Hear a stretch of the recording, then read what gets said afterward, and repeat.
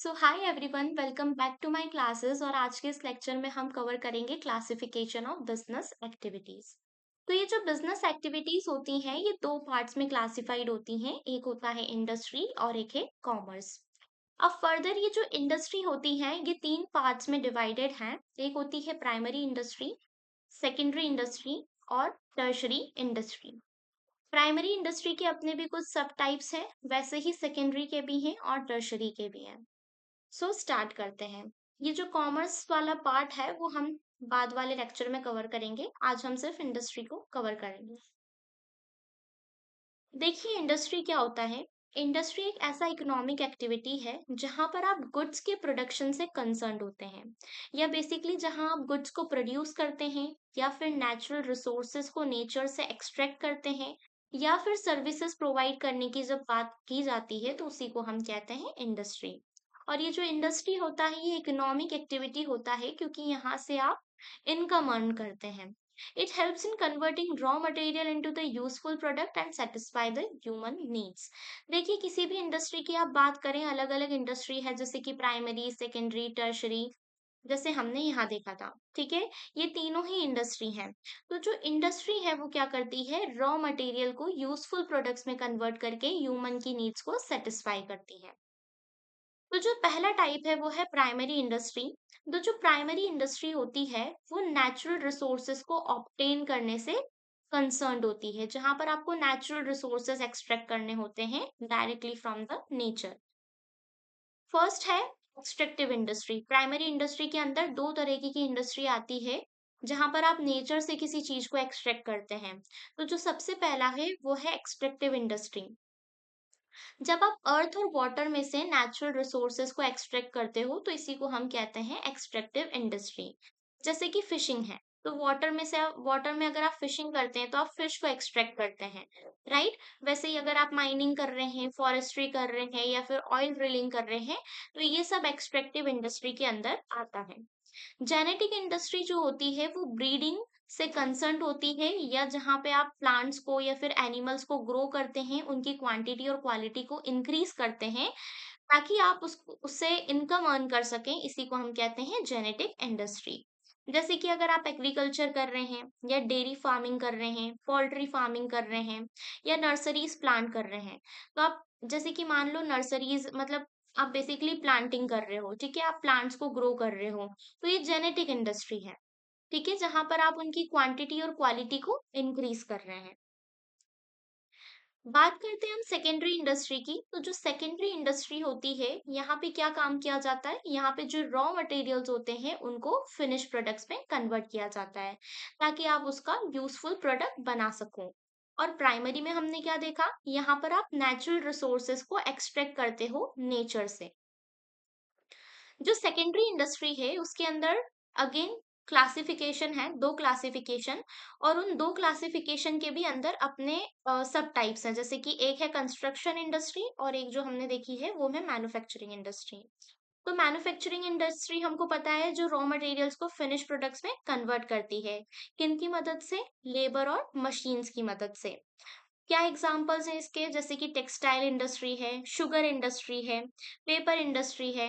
तो भाई अगर पेपर बन रहा है, शक्कर बन रही है, शक्कर प्रोड्यूस हो रही है, ऑटोमोबाइल इंडस्ट्री है, तो ये क्या करते हैं, ये रॉ मटेरियल को फिनिश प्रोडक्ट्स में कन्वर्ट करते हैं। वो भी किसकी मदद से, लेबर्स और मशीन की मदद से। आते हैं हम type of manufacturing industry. Again ये जो मैन्युफैक्चरिंग इंडस्ट्री होती है इसके कितने टाइप्स होते हैं। एक है analytical industry. Analytical industry is one where a single raw material is analyzed and separated into the many different useful products। जो एनालिटिकल इंडस्ट्रीज होती हैं यहाँ पर क्या किया जाता है, यहाँ पर रॉ मटेरियल्स को एनालाइज किया जाता है और रॉ मटेरियल को अलग अलग डिफरेंट यूजफुल प्रोडक्ट्स में कन्वर्ट किया जाता है। जैसे मान लो क्रूड ऑयल है, तो ये जो क्रूड ऑयल है इससे आप पेट्रोल भी प्रोड्यूस कर सकते हैं, इससे आप डीजल प्रोड्यूस कर सकते हैं, इससे आप कैरोसिन प्रोड्यूस कर सकते हैं, या जो दूसरे लुब्रिकेंट्स होते हैं उनको भी प्रोड्यूस कर सकते हो।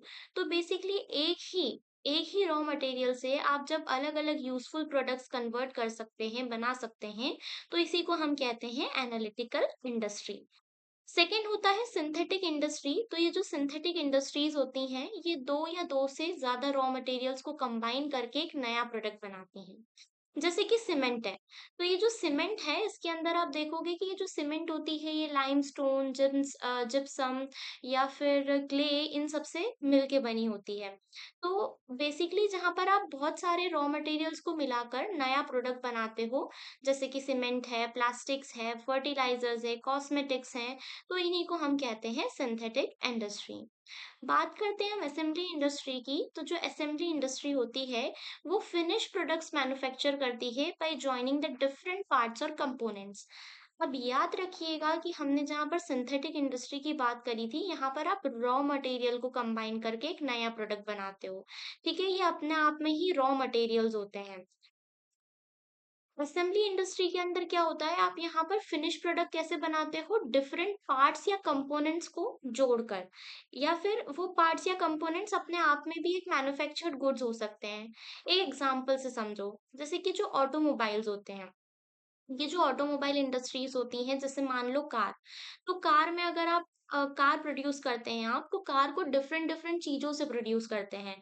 जैसे कि स्टील हो गया, या फिर आपके टायर्स हो गए, विंडोज हो गई।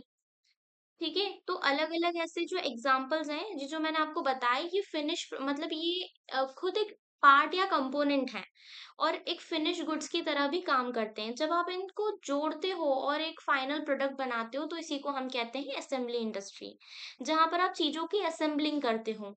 यही चीज आप कंप्यूटर में भी एप्लीकेबल कर सकते हो, टेलीविजन्स में भी और मोबाइल फोन में भी। बात करते हैं हम प्रोसेसिंग इंडस्ट्री की। तो देखो, प्रोसेसिंग इंडस्ट्री जो होती है वो हर किसी चीज पे एप्लीकेबल होती है। यहाँ पर आपसे सिंपल सी बात की गई है, जब आप गुड्स को, रॉ मटेरियल्स को डिफरेंट स्टेजेस से प्रोसेस करते हो, पास करते हो, इसी को हम कहते हैं प्रोसेसिंग। तो यार, किसी भी चीज को आप मैन्युफैक्चर कर लो, कोई सा भी प्रोडक्ट ले लो, तो हर प्रोडक्ट को मैन्युफैक्चर करने का एक प्रोसेस होता है। ठीक है, तो इसी को हम कहते हैं प्रोसेसिंग इंडस्ट्री। जैसे कि कॉटन से आप यान बनाएंगे, यान से आप उसको क्लोथ में कन्वर्ट करेंगे, ये प्रोसेस हो गई आपकी। वैसे ही शुगर कैन से शुगर प्रोड्यूस करते हैं आप, तो पूरी प्रोसेस होती है। तो the output of one stage becomes the input of the next stage. ठीक है, इसी को हम कहते हैं processing industry. Okay, secondary industry के अंदर जो पार्ट है बी, वो कहता है कंस्ट्रक्शन इंडस्ट्री क्या होता है। ठीक है, construction industry is engaged in building and developing the permanent structures and infrastructure. जब भी आप स्ट्रक्चर, इंफ्रास्ट्रक्चर की बात करते हैं, या फिर बिल्डिंग्स बनाने की बात करते हैं, तो ये कंस्ट्रक्शन इंडस्ट्री के अंदर आता है। और ये जो कंस्ट्रक्शन इंडस्ट्रीज होती हैं, ये पब्लिक को सपोर्ट करती हैं और अपने इकोनॉमी को ग्रोथ करने में सपोर्ट करती है, पब्लिक वेलफेयर के लिए काम करती हैं। जैसे कि अगर आप रोड कंस्ट्रक्ट कर रहे हैं, तो जब आप रोड कंस्ट्रक्ट करते हैं, तो आप building and maintaining the roads and highways to produce safe and smooth transportation for people and goods. तो हम क्या करते हैं, हम लोगों के लिए, या फिर जो भी गुड्स मूव कर रहा है एक जगह से दूसरी जगह पे, उसके स्मूथ ट्रांसपोर्टेशन के लिए हम ये सारी सुविधाएं प्रोवाइड करते हैं। ठीक है, रोड्स कंस्ट्रक्शन में। डैम कंस्ट्रक्शन, जहां पर आप डैम्स बिल्ड कर रहे हैं क्रॉस द रिवर, ताकि आपको, जो भी फार्मर्स होते हैं, या इरिगेशन में उनको काम हो सके, इलेक्ट्रिसिटी जनरेट कर सके, या फ्लड कंट्रोल हो सके, इसीलिए डैम कंस्ट्रक्ट किए जाते हैं। तो ये कंस्ट्रक्शन इंडस्ट्री के अंदर फॉल करता है। वैसे ही आप जब ब्रिज कंस्ट्रक्शन की बात करेंगे, तो ब्रिज कंस्ट्रक्शन क्या करता है, ब्रिजेस बनाता है over the reverse, valleys, railway track, ताकि आप दो प्लेसेस से कनेक्ट कर सकें, आप एक जगह से दूसरी जगह पहुंच सके और ट्रांसपोर्टेशन ईजियर हो सके। ओके, तो लास्ट इंडस्ट्री की बात करते हैं, ये है टर्शरी इंडस्ट्री, जिसको हम सर्विस इंडस्ट्री भी कहते हैं। और हम बात करते हैं सर्विस की, तो इसका मतलब होता है आप क्या सुविधाएं प्रोवाइड करते हैं। देखिए, tertiary industries provide services that helps industry and trade to carry on the business smoothly. Industry चीजों को प्रोड्यूस करता है, रॉ मटेरियल से फिनिश प्रोडक्ट में कन्वर्ट करता है। ट्रेडिंग मतलब जहां पर आप बाइंग एंड सेलिंग करते हैं। तो क्या आप ये buying and selling without tertiary industry या फिर सर्विस इंडस्ट्री की कर सकते हैं? ऑफ कोर्स नहीं। व्हाई? बिकॉज जितनी भी बाइंग या सेलिंग आप करते हैं, वो स्मूथली होती है because of tertiary industry only. मान लो कि आपने कुछ प्रोड्यूस किया, और आपके जो कस्टमर्स हैं वो सिटी के डिफरेंट डिफरेंट पार्ट्स में फैले हुए हैं। तो क्या सिर्फ मैन्युफैक्चरिंग करना ही सफिशिएंट है या फिर उन कस्टमर्स तक वो गुड्स या सर्विस प्रोवाइड करना भी ज़रूरी है? तो ऑफ कोर्स ज़रूरी है, ठीक है? और ये जो ट्रांसपोर्टेशन होता है, ये एक टर्शरी इंडस्ट्री का एग्जाम्पल है, जहाँ पर आप पीपल या फिर गुड्स को एक जगह से दूसरी जगह तक मूव कर सकते हैं। तो आपका जो ट्रेड है वो तभी वैल्यूएबल बनेगा जब आपके पास ये सारी सुविधाएँ होंगी। सेकेंड आता है बैंकिंग। बैंकिंग भी एक सर्विस होता है जहाँ पर आपको फाइनेंशियल सर्विस जैसे कि डिपॉजिट को एक्सेप्ट करना या लोन्स प्रोवाइड करना, ये सारी सुविधाएँ मिलती हैं। कम्युनिकेशन में जहाँ पर आप इन्फॉर्मेशन को फटाफट रिसीव कर लेते हो through the telephones, internet, postal services, और ये जो कम्युनिकेशन होता है ये भी आपको ट्रेड करने में एक ईज़ी वे प्रोवाइड करता है।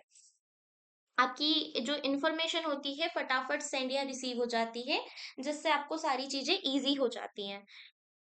फोर्थ है इंश्योरेंस। इंश्योरेंस जो होता है वो बिज़नेस को, गुड्स को, जो भी आप एक्सपोर्ट कर रहे हैं, इम्पोर्ट कर रहे हैं, उसको उसको अनएक्सपेक्टेड इवेंट से प्रोटेक्ट करता है और फाइनेंशियल लॉसेस से आपको बचाता है। वैसे ही बात करें एडवर्टाइजिंग की, तो एडवर्टाइजिंग जो होता है वो प्रोडक्ट और सर्विसेज की अवेयरनेस को क्रिएट करता है और ये आपकी सेल्स को इंक्रीज करता है। तो ये जितनी भी चीज़ों की हमने बात की, ये सर्विस इंडस्ट्री होती है, ये आपको सुविधाएँ प्रोवाइड करती है जब भी आप बाइंग और सेलिंग करते हैं तो।